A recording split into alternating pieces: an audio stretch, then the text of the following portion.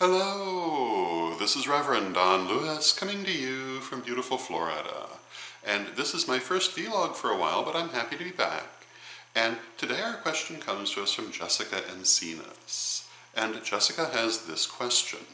Jessica tells us that she is going to be doing a burning spell using plants and spices. And she would like to know what to do with the ashes once she has performed the spell. And I have addressed this question on the vlog before, but it's been a number of years ago. And I'm aware that because I've been doing this vlog so long, finding where I've addressed these topics in the past can be difficult, so I thought I would address it again, because it's always something useful to consider. And although Jessica is very specific that she's going to be burning plant material, this answer would apply to anything that you might burn in a spell or working. And very commonly people will burn paper on which they have written either things they wish to manifest or things they wish to release. And also burnings are sometimes associated with certain sorts of initiation, so there are a number of different reasons that you might be doing a burning spell. And in all cases you will have ash left over, or at least pretty much all cases.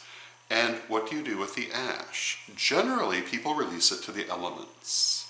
And this can be done in many different ways. It's very common to simply scatter them at the base of a tree or other plant. Sometimes people will bury them in the ground. Occasionally people will put them in water and let them go to the elements that way. And it's also not at all uncommon to simply scatter them to the wind, which is of course a way of releasing them to the elements. And in that case, depending on how much wind there is, they may go quite a way. And sometimes what the spell was may make one or another of these different ways of releasing to the elements more desirable, depending on whether you want something to go a long way, as with wind, or to be very stable, as in being buried in the earth. And which of these you would choose, of course, is very individual, and you basically want to do what seems most in keeping with the spell that you are doing.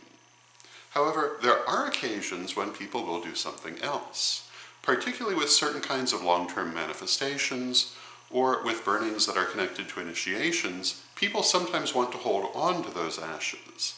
And so they'll have a special receptacle, a jar or a box or something like this, where they will keep ashes left over from sacred workings. And this will be part of their altar fittings. And these are all different possibilities. Sometimes, depending on what those ashes have come from, if they're going to keep the ashes, they may also use them in creating sacred artifacts, depending again on what it was. If it was a certain sort of manifestation to build certain skills, for example, and you're making a tool that is going to be connected to those skills, it might be appropriate to use those ashes in its construction. The same if the ashes have come from an initiation and you're creating magical tools that are tied to that initiation, using the ashes in this way might be quite appropriate. And again, there are very many different circumstances in which you might do a burning, and so there are many different things that you might do with the ashes, but these two things are the most common, either to disperse them to the elements or to save them among your sacred artifacts, depending again on why you did the burning. So this would be my answer. I hope you find it helpful, and until next time, may you blessed be. Reverend Don, super omnibus of incantations and invocations for all occasions. Mary Ann Kay and I created this massive compendium of magic and artwork for you to use in any way that you would like. There are literally hundreds of spells and hundreds of illustrations, which can be mixed and matched and used in many different ways. Check it out now at witchghoulstore.com.